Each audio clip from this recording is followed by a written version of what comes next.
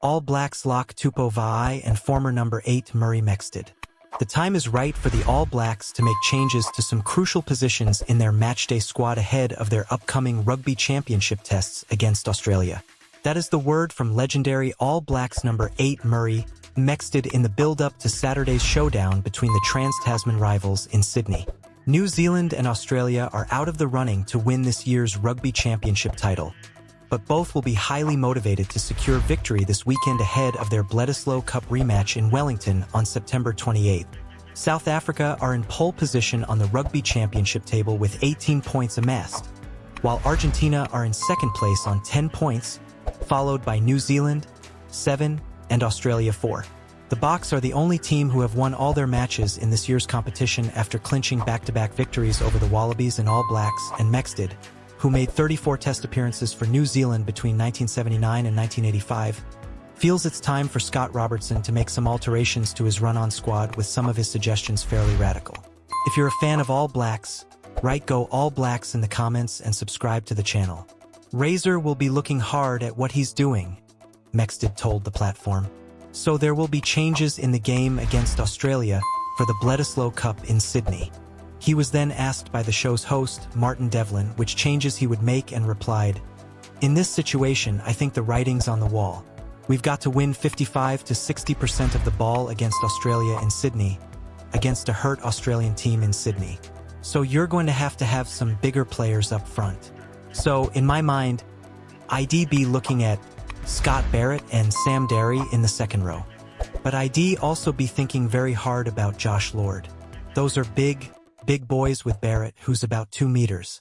You've got to have that in the middle row if you're going to get 55 to 60%.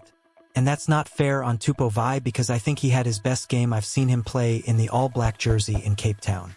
But he's not big enough for the middle row to compete at the top of the game, the top of the international game." Despite his concerns about Vaa'i's ability as an international second rower, Mexted believes there is still place for the 24-year-old in the All Black side, albeit in a different position. So then you look at the Lussies and you say, right, one thing we need, if we've got a couple of, or we've got one, at least 2 or 3 fairly young and inexperienced players up front and some behind, then you need to have a bit of experience and proven performance at the highest level.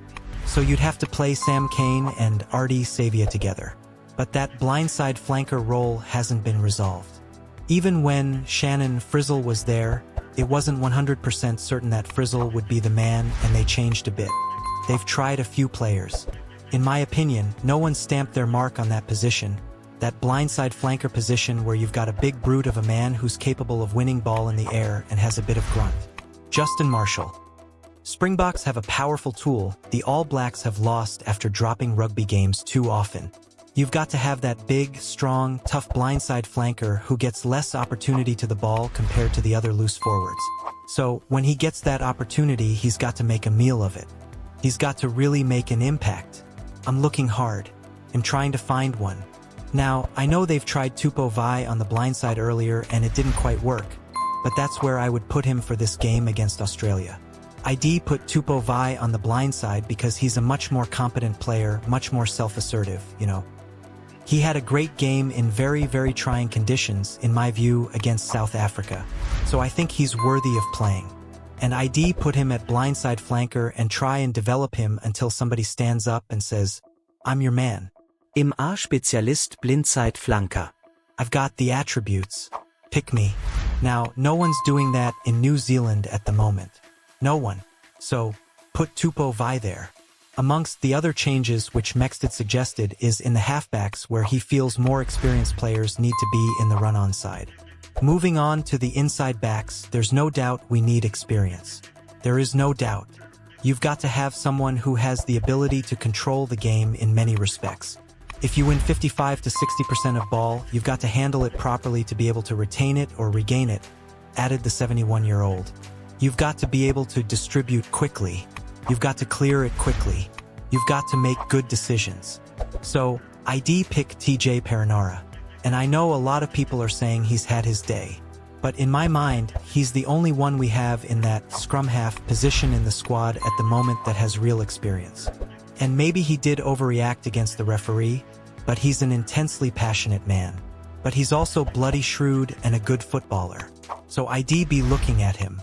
And if they're gonna cross him off and move on because they're saying he's 32 or whatever he is 33, isn't it then I would be looking at bringing Finlay Christie back into the team? Did you watch the Shield match? Tasman v Wellington. Well, you'd have to say that Finlay Christie ran that whole game for Tasman. I mean, they lost their captain and major ball winner. And yet, he ran the game. And he cleared bad ball really, really quickly. So, I'd be thinking very hard about bringing him back into the squad, if not on the field. If they don't want to play TJ Perinara, I'd be starting Finlay Christie. And you can't tell me he hasn't had enough experience because he's had buckets of it. If you look at the other options in the squad at the moment, no one's got buckets of experience. And we have to build performance and make good decisions as part of that. I'd also actually be bringing in a guy who's been successful and won World Rugby Player of the Year twice in the last few years.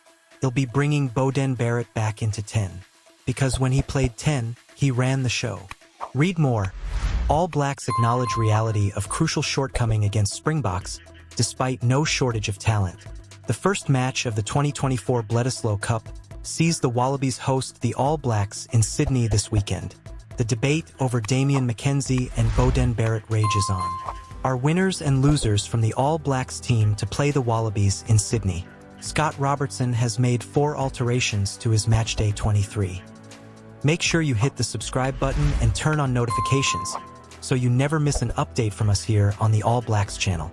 We've got all the behind-the-scenes action, match highlights, and in-depth analysis, and you won't want to miss a thing. What do you think about these suggestions from Murray Mexted? Drop your thoughts in the comments below. It's hard to watch. Aaron Smith gives verdict on Scott Robertson's All Blacks. Former All Blacks scrum half Aaron Smith and current head coach Scott Robertson. Aaron Smith admits that seeing the All Blacks struggle in the Rugby Championship has been difficult, but the New Zealand legend can see the positives in their performances. Scott Robertson's men have lost 3 of their past 4 matches, going down to Argentina and then suffering successive defeats to South Africa. They are currently in 3rd position in the table and out of title contention going into the final 2 rounds, but could finish on a high when they face the Wallabies in the Bledisloe Cup. Robertson's record currently stands at 4 wins and 3 defeats, but Smith can see progress from the All Blacks, especially after what he saw against the Springboks. It's hard to watch. I love the boys and can see how hard they're trying. For the England games, they did really well, but Test rugby now is different. Everyone can win on their day, he told the Kickoffs and Kick-Ons podcast. That South Africa tour, they showed a lot. I was quite worried before that first test at Ellis Park, but for 70-odd minutes they were brilliant. They didn't finish that game well, but they were a different team to how they were in the first 5 games. To play the Springboks over there, it's bloody tough as we all know. But I think we're in a good spot. The Wallabies are hopefully going to be in for one. The boys have had 2 weeks off and will be pretty hungry. If you are a fan of All Blacks, right, go All Blacks in the comments and subscribe to the channel. Greedy Sonny Bill Williams pleads for All Blacks to select overseas-based players. New Zealand have held the Bledisloe Cup for the past 22 years, and, on the evidence of the past couple of months, that will extend to 23 despite the All Blacks' mixed results. Although the 2023 Rugby World Cup runners-up have some teething problems which Robertson needs to rectify, the issues are far greater within the Wallabies setup, who were thrashed 67-27 by Argentina last time out. After the global tournament, the All Blacks saw a number of players, including Smith, depart while there was a complete overhaul of the coaching staff. That is being headed up by Robertson, who has become the first person to be appointed as head coach from outside the setup since Graham Henry in 2004. I think we're in a great spot. There's just been a lot of change for once, and that's the thing that's pretty interesting, Smith said. My whole time at the All Blacks was the same crew of management, coaching, continuity, and player turnover. Every year, even after World Cup cycles, some new guys would take a bigger role and a coach within the coaching staff would take a bigger role. The first match of the 2024 Bledisloe Cup sees the Wallabies host the All Blacks in Sydney this weekend. The debate over Damian McKenzie and Beauden Barrett rages on.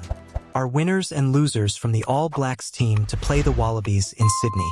Scott Robertson has made 4 alterations to his Matchday 23, and it's going to be exciting to see how this plays out.